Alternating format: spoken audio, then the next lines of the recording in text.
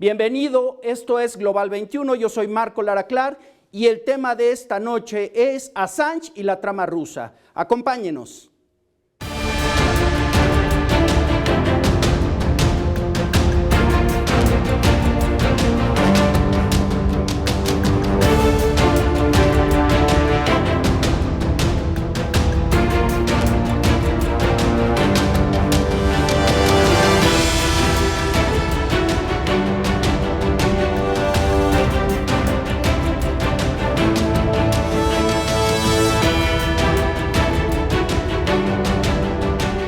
En 2010, Wikileaks irrumpió globalmente con los papeles del Departamento de Estado. Su director, Julian Assange, fue el niño terrible consentido de la sociedad civil y la prensa, por desafiar a las élites. Hoy, visto como arma de Putin, le reprochan textual ser un artista del chantaje de alto calibre. Como cada semana, nos da gusto encontrarnos de nuevo. Esta noche conversaremos con Marisol Morelos, reportera del periódico El Universal.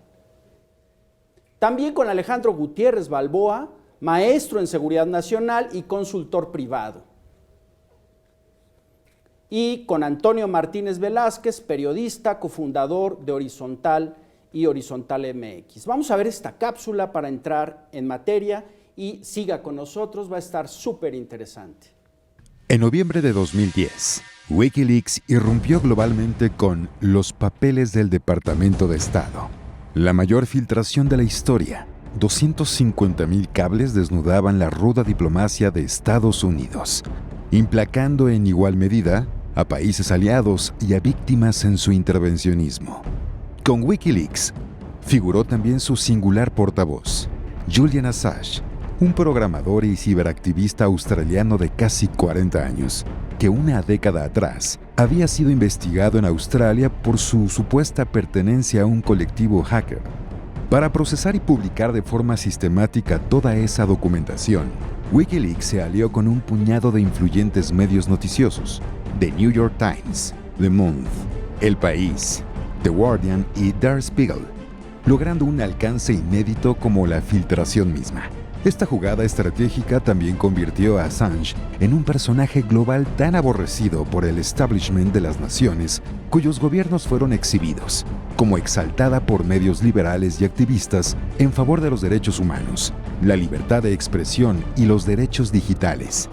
Un antihéroe del acceso a la información, casi 8 años más tarde, luego del periplo político legal que lo llevó a librar una causa penal por abuso sexual en Suecia, refugiarse en la Embajada de Ecuador en Londres y más tarde adquirir su ciudadanía y las presiones de la Casa Blanca para llevarlo a juicio, sucedió algo impredecible. ¿Assange es un instrumento ruso? Sus supuestas intromisiones y opiniones controvertidas en procesos políticos nacionales, como las elecciones que llevaron a Donald Trump a la Casa Blanca, el proceso catalán y la propia sucesión presidencial en su país de acogida, Ecuador, ha dado pie a esta interrogante. Además, las opiniones políticas estridentes de nuestro personaje son alineadas, al menos en el discurso mediático, con los intereses geopolíticos de Putin y su sueño ruso imperial. La interrogante queda en el aire. Assange y la trama rusa. ¿Cómo están? Muy buenas noches. Bien, pretende clarificar esta conversación la figura de Assange en un momento tan delicado para él y sobre todo para la sobrevivencia de Wikileaks. Antonio, ¿cuál es desde luego Assange es una figura hiperpolarizante, pero ¿quién es Assange? Mira, debo decir que de alguna manera, de hecho yo admiro mucho su trabajo, yo lo entrevisté en el año 2013. Lo sé, sí. Y ahora mismo estamos trabajando en un proyecto juntos con su equipo.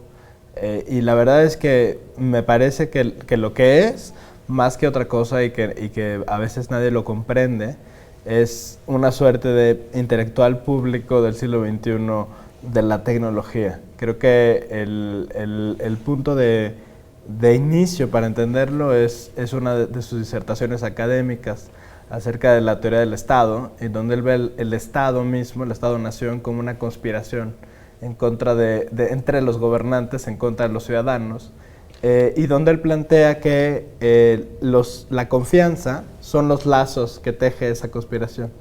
Y entonces al momento de ir, digamos, abriendo esos o rompiendo esos hilos de confianza, la conspiración se rompe y entonces pues los gobernados pueden tomar el poder.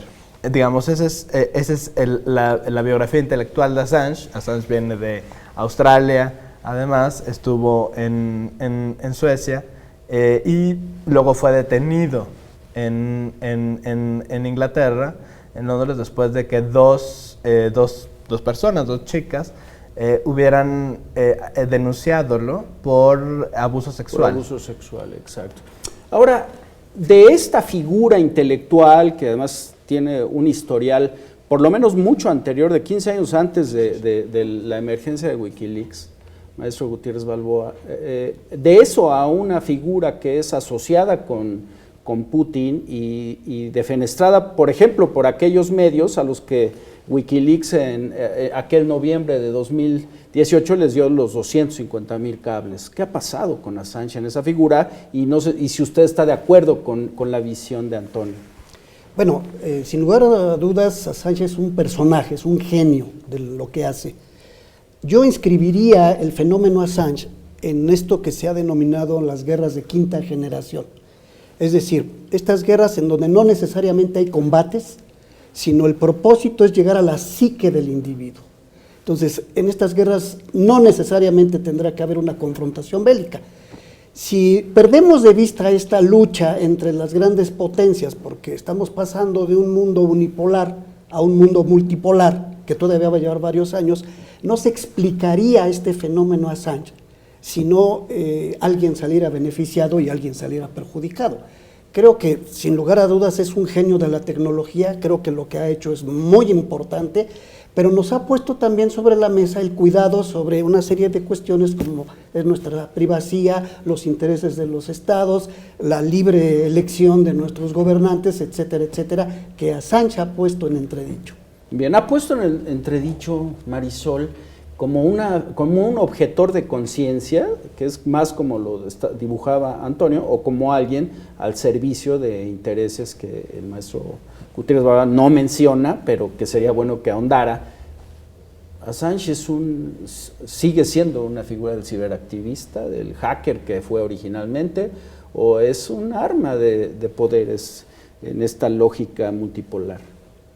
Yo regresaría a la conciencia, bueno, porque mucho antes de ese fenómeno Wikileaks, yo comencé a tener este acercamiento acerca de su historia desde el movimiento CryptoPunk, ¿no? Entonces, creo que eso es sumamente importante porque generalmente se ve Assange a partir de Wikileaks. Exacto. Y no se hace una pausa y se retrocede en cómo benefició ante este movimiento y que él formó parte de esta filosofía que era como juntar o pensar que la criptografía los haría libres, ¿no? Y que iba a sentar las bases de qué tanta libertad íbamos a tener en el siglo XXI. Era como pensaba este grupo de ciberactivistas y que es de donde yo siento que nace todo este movimiento. En los 90, en los 90, de hecho, sí. En su caso en Australia, ¿no? Exacto, que él se inscribió a la lista, bueno, esta famosa lista de correos de los CryptoPunks entre 1993 y 1994. Exacto. Y fue persona de interés, digamos, de la policía. Y desde ahí ya es como la historial que tiene, ¿no? Entonces, como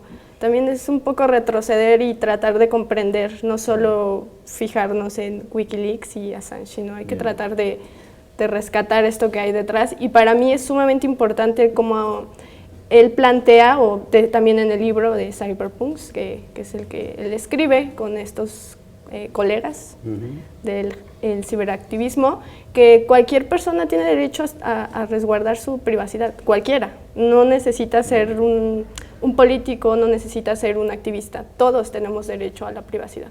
Pero él separa claramente lo privado de lo público. Exacto. En el sentido que decía Antonio. Sí. Ahora, los tres realmente, como amable reproche, les digo, están eludiendo el hecho de Assange, ¿qué es? Es decir, entre ese Assange que Marisol dibuja y tal vez Antonio, que es un Assange de 25 o 24 años, al Assange